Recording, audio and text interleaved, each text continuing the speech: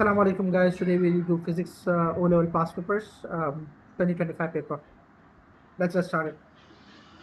Which list contains only vector quantities? Vector quantities are the direction dependent quantities.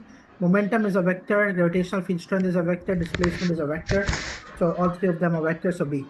Then the graph shows distance time graph. What is the description of the moving object? If you look at it carefully, the distance has stopped, right? It will become, the distance is not increasing, so the object has stopped here. And over here it was moving. It was covering a certain distance. A ball thrown vertically upward falls back to the thrower. A car starting from rest, speeding up as it moves. A rock dropped from high cliff, falling into the sea below.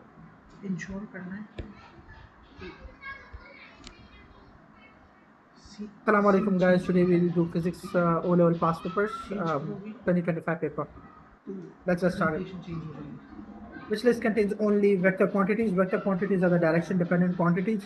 Momentum is a vector, gravitational field strength is a vector, displacement is a vector. So all three of them are vectors, so B.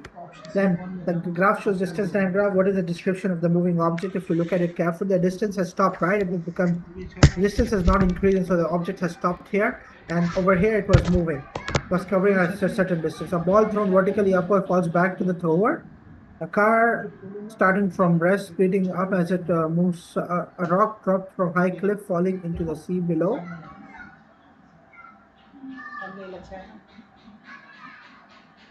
Or a train braking to a halt as it comes, as it stops.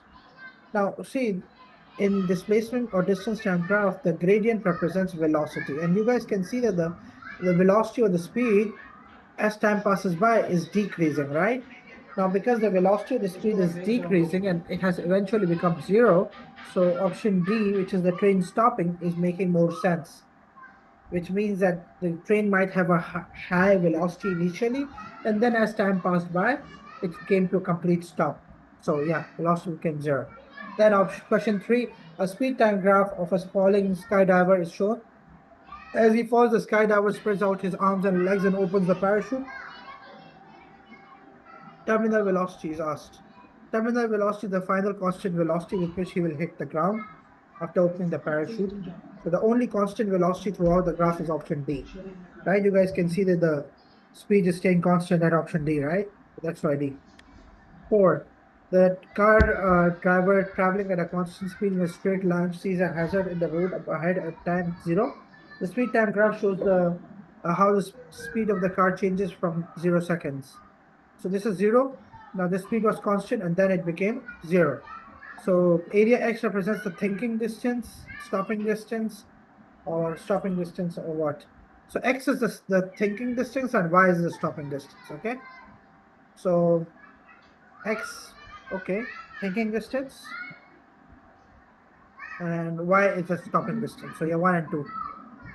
Because X is the point where he saw the hazard, so he was thinking what to do, and then after that he applied the brake, so the car stopped right over here. 5. The diagram shows a graph of load against extension of a material, at which point the limit of proportionality. Limit of proportionality is the point after which the graph starts losing its linear shape. This is linear up till point A. After A, it's gonna lose that shape, right? So that's why A is the limit, final maximum limit, or limit of proportionality. 6. There's a no atmosphere on the moon. Two metal spheres of identical volume but different masses are at rest at the same height above the ground on the moon. The two spheres are dropped at the same time. How do these spheres move after they are dropped? So sphere with a larger mass has a smaller acceleration. Sphere with a larger mass hits the ground first. The sphere with the smaller mass has a smaller acceleration, or they hit together. So basically they will hit the ground together because they both are experiencing the same amount of acceleration. This is a classical example of acceleration under free fall, acceleration under gravity. Okay, and there is no atmosphere to stop any one of them. So that's option D. 7. The student determines the density of a small rock. The weight of the rock is 1.2 newtons, and she pours 100 cm cube of water into a cylinder. Now she carefully submerges the rock in the 100 cm cube, and the new reading is 147 cm cube density. So for this, what you need to do is you need to find out the volume of the rock first. 100 and 147, you need to subtract them. It's going to be 47 cm cube, the volume of the mass of the rock, and then you already have the force or density is mass over volume. Now you can convert the force, the weight into mass. Mass is weight over g, right? Now weight is 1.2, and at your level you can take G to be 10, so 0.12 kg. So now density is going to become 0.12 divided by 47. Now this is in cm cube. Convert that into, you don't need to convert that into anything. If we divide that by 47, let's see if the answer is matching any of the answer options when we divide it by 47. Otherwise, we'll need to change the units. It's 0.0026. We don't have that matching, any one of them. So you don't have to convert that into newtons. Let's try converting the kgs to grams. Kgs to grams is going to be 1, 2, and 3. So 120 grams divided by 47.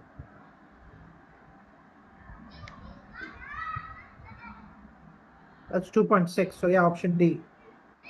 Option D is 2.6 grams per cm cube. I hope you guys understood what I did, right? So yeah, it's grams per cm cube. A rock of mass 20 kg is traveling in space at a speed of 6 meters per second. What is the kinetic energy? So half mv squared, half times m is 20 and v squared is 6 squared. So 2 times 10 and then 6 are 36 and 3 6 2.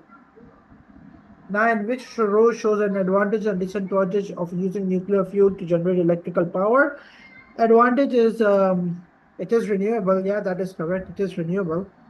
And disadvantage produces radioactive waste. That is correct. And does not produce carbon dioxide. It is not renewable actually.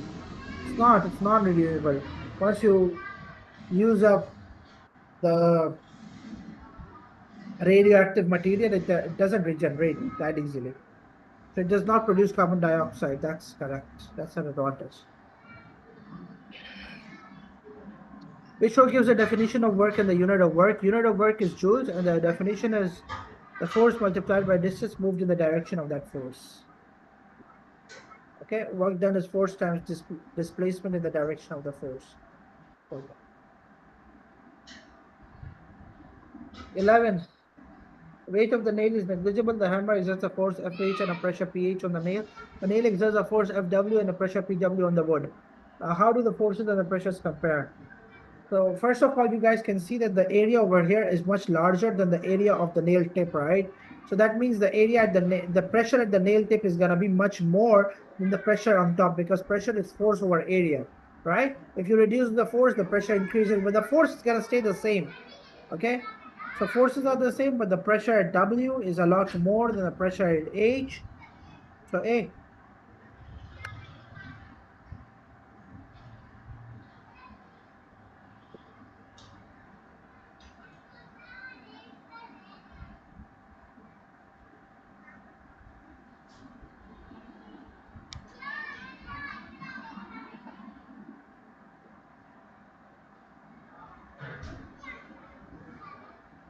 The pressure at a point beneath the surface of a liquid varies with the depth of the point and the density of the liquid, which changes both increases the pressure beneath the liquid.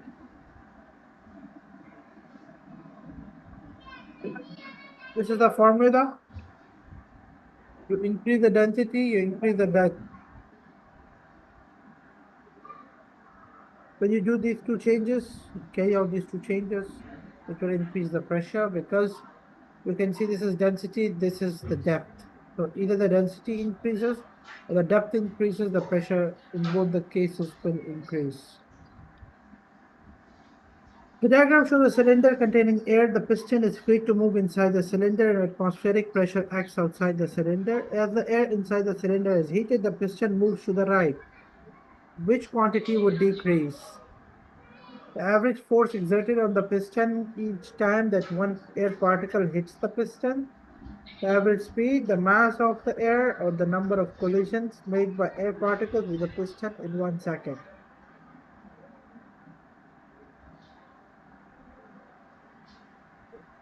The average force, they're asking you about the average force, right? The average force doesn't change for one particle. It remains almost the same. Speed doesn't change because speed depends on the temperature. It didn't tell us anything about the temperature. Mass never changes either. This also doesn't. So only the number of collisions would decrease because more particles would be over here, so it will take more time for them to reach there. 14. A fixed mass of air has a volume of 150 cm3, pressure of 120 kilopascals. The volume is now 100 cm3. The temperature of the air remains constant. What's the new pressure? Formula you can use is P1 V1 equals P2 V2. Just find the new pressure P2. So just multiply P1 and V1 and divide that by V2. So you can keep the volumes in cm cube. It's okay. They'll just get cancelled out. So 120 kilopascals times 150 divided by 100. And so whatever answer you get, that's going to be your answer in kilopascals. The diagram shows four stages. Which row gives the names of the four stages? You guys can see that it's converting from solid to liquid. This melting, this is uh, vaporization or boiling. Then this is condensation, this is freezing. So freezing.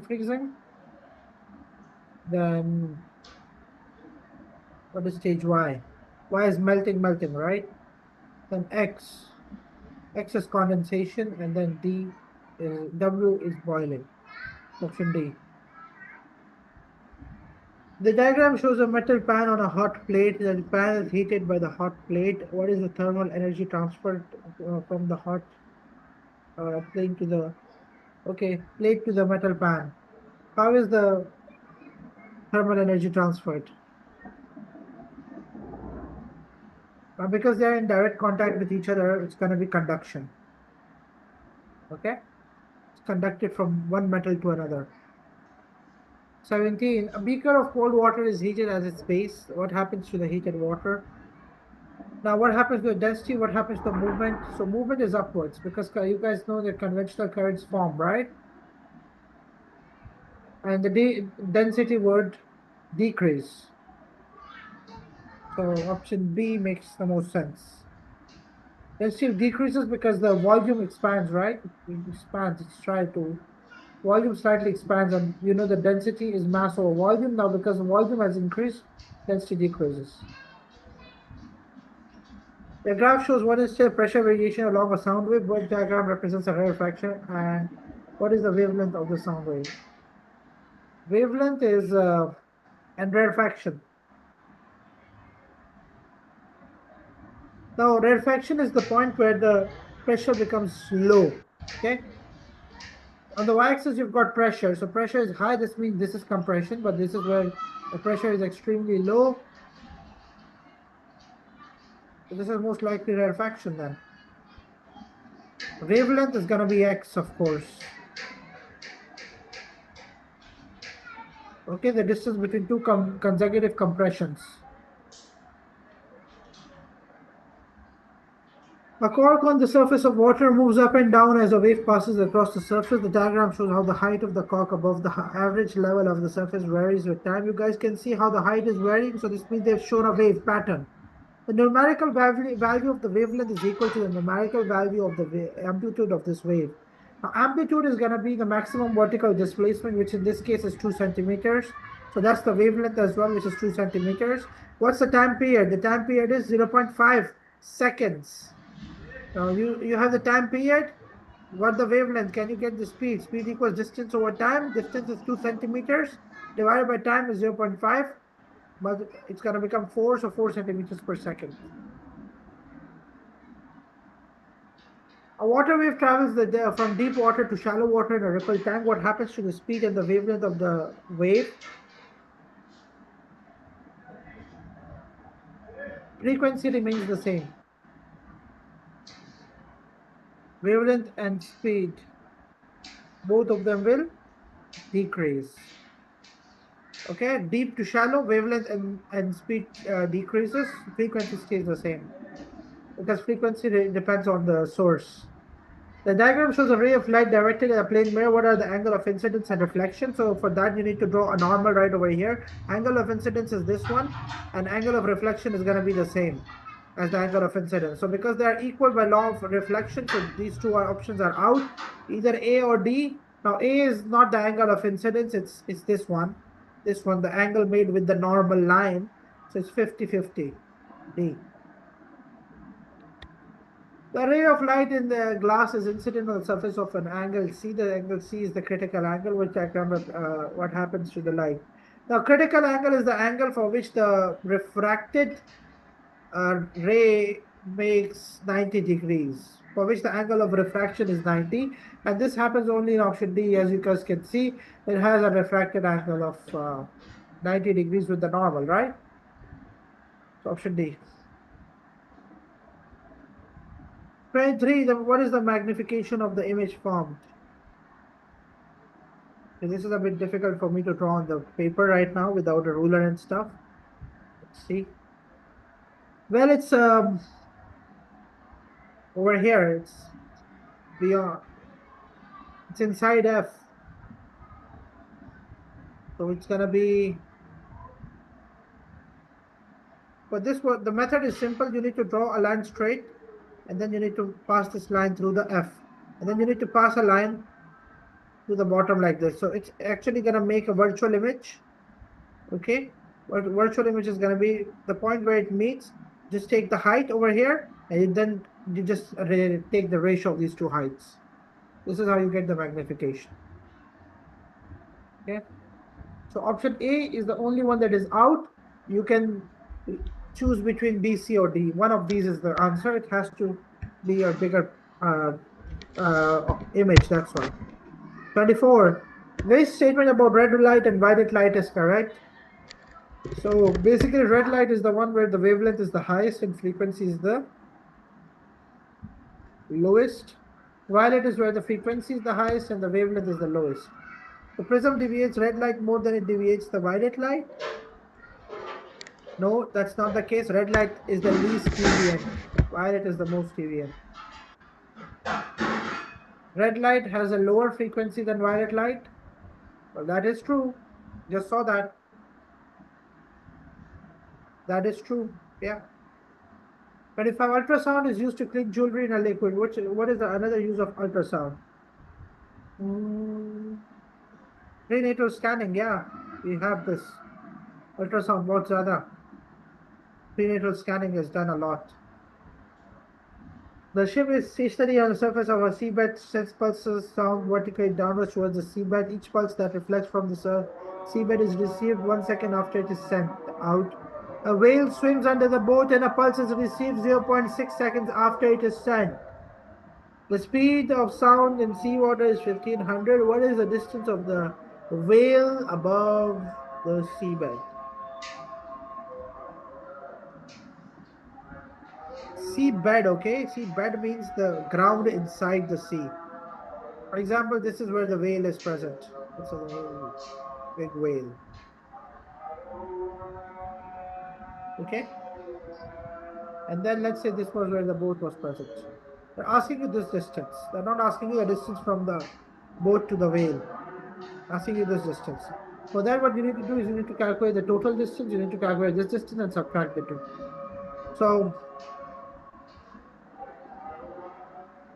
it's received 1 second after it is sent, right? So it's going to be sent down and then it's going to come back. So a total of 2s is going to be measured, okay? S is the height. And let's say this is h. So the sound wave, as it is sent, it's going to travel a distance down and then it's going to travel a distance up. So it's going to travel a total distance of 2s, right? And the time it takes is 1 second. The time is 1 second. The distance is 2s. And the speed is 1500. The 2s equals,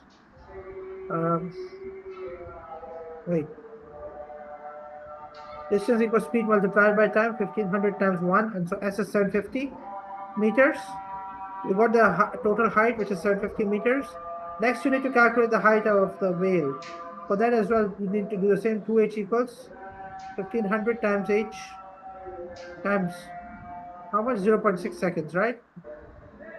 Distance equals speed multiplied by time. So just get the h now. 1500 times 0.6 divided by 2. So 0.3 times 1500. This is going to become 150 times 3 basically, which is 450. So 450, 750 minus 450 is 300. Okay. So this was 750, this is 350, 450, sorry. Distance is 400, 400 meters, 300 meters.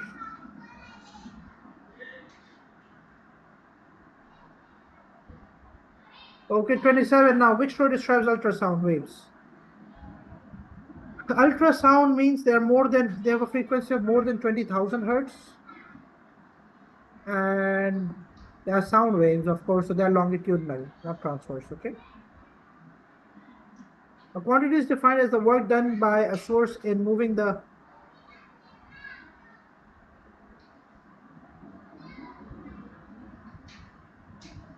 work done by a source in moving unit charge around a complete circuit. What is this quantity? It's EMF, basically. It's a definition of EMF. A student connects a circuit as shown where S switch is closed. What is the reading on the voltmeter? This reading is just asked if you close the switch. If you look at the voltmeter, what is it actually measuring?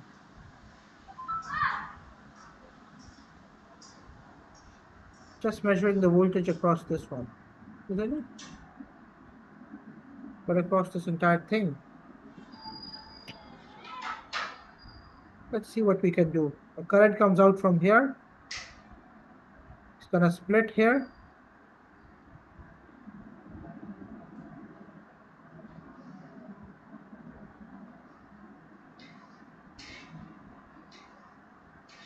Obviously, this terminal is gonna be at 0 volts because it's connected to the negative terminal of the battery. We just need to figure out what's the voltage at the other terminal of the voltmeter. What's the voltage here? And to figure out the voltage here,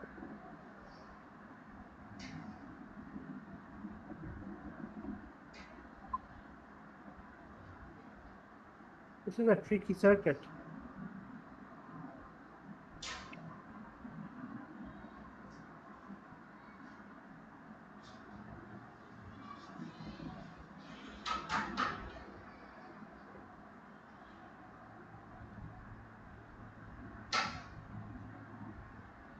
Now we know the voltage across this one and this one are equal. Both of them are at equal voltage.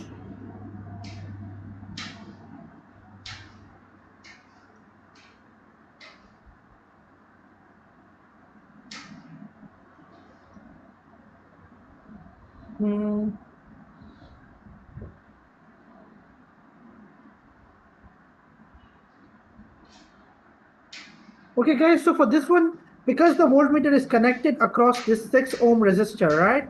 It's connected across the 6 ohm resistor.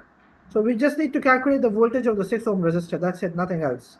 So to calculate the voltage of the 6 ohm resistor, we can get all three voltages, all three resistances, basically. Now you can see these are two 6 ohm resistors. So their combined resistance is going to be 3 ohms. This one is 3 ohms as well, and this one is 6 ohms. Now to calculate the voltage across this one, we use the formula.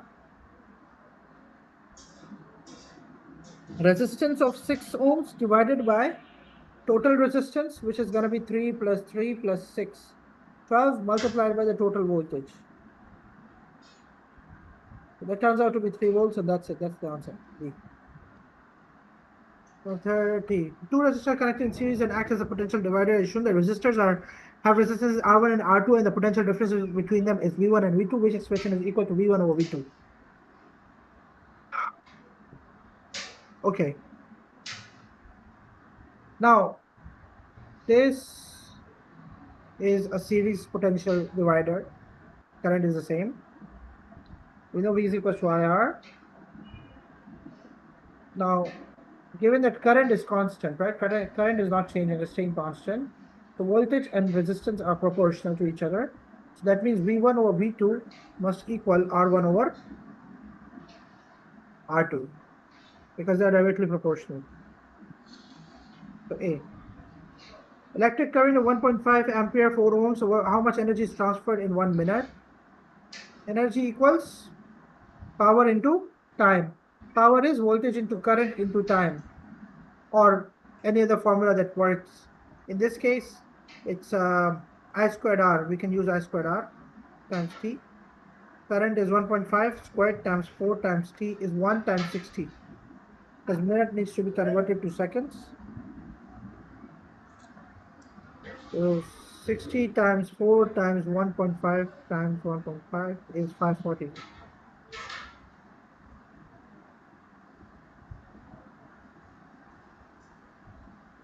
How do you do? A square coil is placed in a horizontal uniform magnetic field. The plane of the coil is perpendicular to the magnetic field, as you can see right here. This is the magnetic field. This is the coil. The coil is now rotated on the axis at steady rate through 180 degrees. This diagram shows the EMF induced in the coil as it rotates through 180 degrees.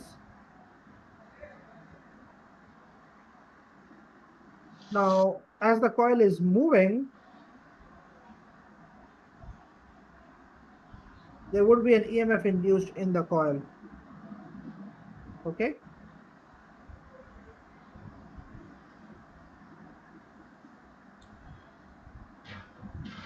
Now, the time when the coil is moving, okay, EMF will only be induced during that time. Now, the moment when it is stationary, no EMF induced, because if you guys recall Faraday's law, the EMF induced in a coil is proportional to the rate of change of magnetic flux, right? Or the EMF induced is proportional to the change in magnetic flux. So initially, it's going to start off from zero, not from non-zero values. Now, it's going to increase and reach a maximum, and then it's going to return back to zero once 180 is completed, because at 180 it stopped again, right? It's no longer moving. And remember, as long as it is moving, only then is the EMF induced. Once it stops moving, it doesn't induce EMF anymore, okay? Option A is correct. Three pieces of equipment made of magnetic material are shown: the core of a transformer, the needle of a compass, and iron fillings used to show magnetic field pattern. What piece of equipment acts as temporary magnets when in use? So, core of transformer is a temporary magnet. Iron fillings are temporary magnets. Proceed.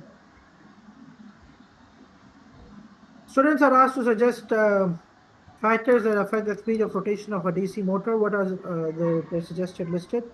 Which suggestions are correct? Strength of the magnetic field, the current, the number of turns in a coil. Number of turns of the coil, yes. Current, yes. The strength of the yes. All three of them are correct. There are more turns on the secondary coil than on the primary coil, so this means this is a step-up transformer. No,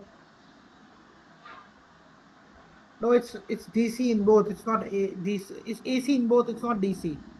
Larger current in the secondary coil, yes. No, not larger current. Larger voltage in the secondary coil. Larger voltage, not current. Changing magnetic field, yes. There is a changing magnetic field. That's why EMF is induced in the secondary coil. Electric field beta particles show the pathway. Follow this pathway. Which path does the alpha particle traveling follow? Now, for this, you need to use Fleming's left-hand rule. If you guys remember, electric field, you go, electric field is into the plane or out of the plane? They didn't tell us.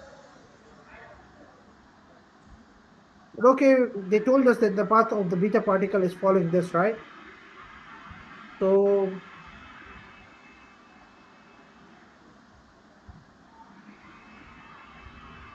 if this is the beta particle, then the alpha particle has to be exactly opposite of that. Now, it can either be A, it can be B as well. Now, which one should we go with? Now, because alpha particle is a lot more heavier than the beta particle, it will deflect lesser, right? So B would make more sense, not A. Which row shows a sign of a charge on the nucleus of an atom and the sign of the charge on an electron? So sign of the charge of the nucleus is positive, okay? And on the electron is negative, so T. Isotope has a half-life of 6,000 years. How much time passes before the count rate due to the emissions from a sample of isotope decreases to 1/16th of the value? 1/16th means how many times has it become half? Became half once, became half twice, became half thrice, became half 4 times, right? Because 4 times would mean 16. That means 4 half-lives have passed. 6,000 times 4, 24,000. What is the approximate time taken by light to travel from sun to earth? Well, this is something you'll need to remember. 500 seconds. Done. Where is the solar system in the asteroid belt? Between the sun and Mercury, between the Venus and Earth, between the Mars and Jupiter, between Uranus and Neptune? Where is asteroid belt? Asteroid belt. Where are asteroids present, basically? That's what they're saying.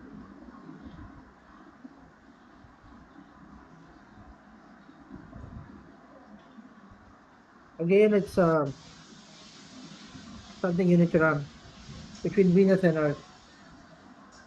Okay, with this, the paper is completed. Inshallah, see you soon in the next lecture.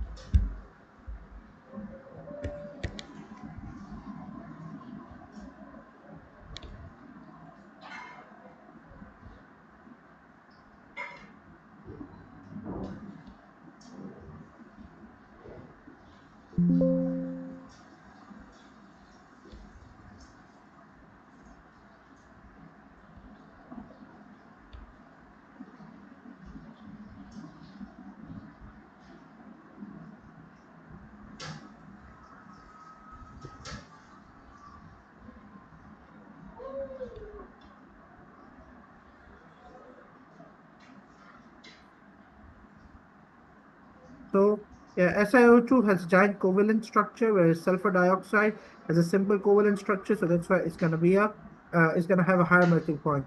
Ammonia and phosphine. So ammonia has hydrogen bonding. That's why ammonia would have a higher boiling point as well. So both of these statements.